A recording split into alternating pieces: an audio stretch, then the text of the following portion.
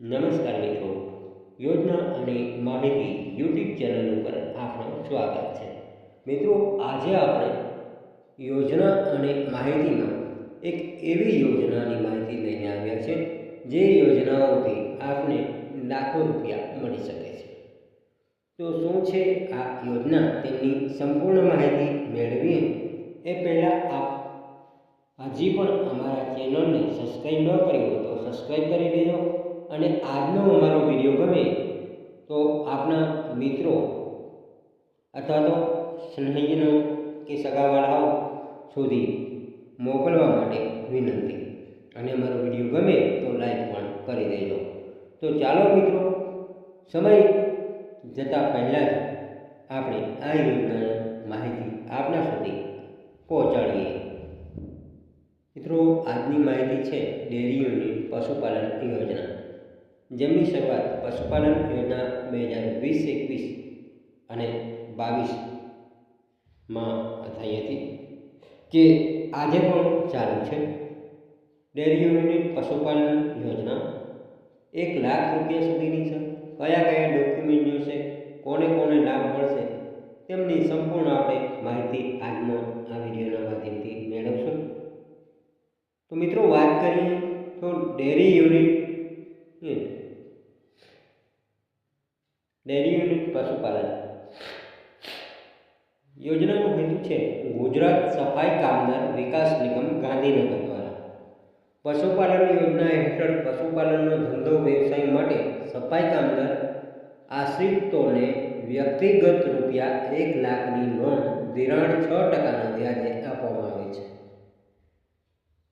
આ યોજનામાં પાત્રતા શું છે? તો સફાઈ કામદાર આશ્રિત હોવું જોઈએ. ઉંમર જેમની મિત્રો 18 વર્ષથી ઉપર હોવી જોઈએ અને 50થી નીચે હોવી જોઈએ. મિત્રો, રજૂ કરાવવાના થતા પુરાવો એટલે કે ડોક્યુમેન્ટ તો એ છે આપણા અરજદારનું આધાર કાર્ડ, ત્યારબાદ મિત્રો અરજદારનું રેશન કાર્ડ,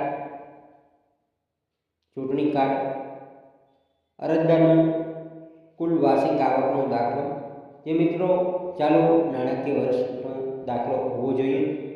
અને બીજું એ કે મિત્રો આપનું આધાર કાર્ડ જે છે એ બેંક સાથે લિંક કરેલ હોવો જોઈએ અને તેમાં મોબાઈલ નંબર લિંક હોવું પણ જરૂરી છે. જો મોબાઈલ નંબર અને આધાર કાર્ડ જે છે એ બેંકમાં લિંક ન કર્યું હોય તો આધાર કાર્ડ મોબાઈલ બેંકમાં લિંક કરાવી લેવું, અને મોબાઈલ નંબર પણ આધાર કાર્ડમાં લિંક ન કરાવ્યો હોય તો મોબાઈલ નંબર પણ આધાર કાર્ડ સાથે લિંક કરાવી લેવું.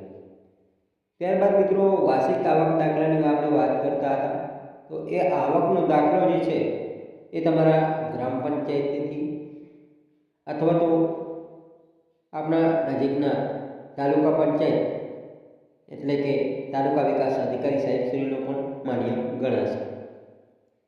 ત્યારબાદ મિત્રો સફાઈ કામદાર આશ્રિતનું પ્રમાણપત્ર, જેમ કે તમે જે તે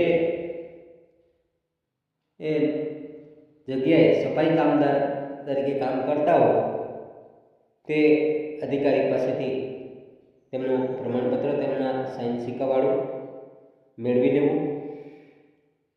જો આપ ગ્રામ પંચાયતની અંદર સફાઈ કામદાર તરીકે હશો તો તલાટી ક્રમ મંત્રી પાસેથી, નગરપાલિકામાં હશો તો ચીફ ઓફિસર સાહેબ પાસેથી, અને નગરપાલિકાની અંદર હશો અને કોઈ કોન્ટ્રાક્ટ બેઝ ઉપર હોય તો પહેલાં કોન્ટ્રાક્ટ બેઝ ઉપર પાસેથી સાઇન સિક્કા કરાવી ત્યારબાદ તમારા નગરપાલિકાના ચીફ ઓફિસર સાહેબને મળી જવાનું રહેતું હોય છે.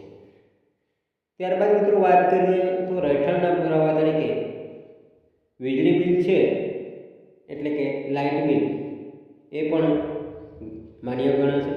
ત્યારબાદ તમારું લાયસન્સ છે તે પણ ચાલશે. તમે કોઈ ભાડાના મકાનમાં રહેતા હો તો ભાડા કરાર પણ ચાલશે. ત્યારબાદ મિત્રો આપણું ચૂંટણી કાર્ડ છે અને રેશન કાર્ડ છે, એ પૈકી કોઈ પણ એક ડોક્યુમેન્ટ હોવું જરૂરી છે. બીપીએલનું પ્રમાણપત્ર, જો બીપીએલ હોય તો અન્યથા કોઈ જરૂર નથી. બેંક પાસબુકના પ્રથમ પાનાની નકલ અથવા તો રદ કરેલ ચેક અરજદારના નામનું હોવું જરૂરી છે. અગાઉ આ યોજનાનો લાભ લીધેલ નથી તે અંગેનું બાંહેધરી પત્ર.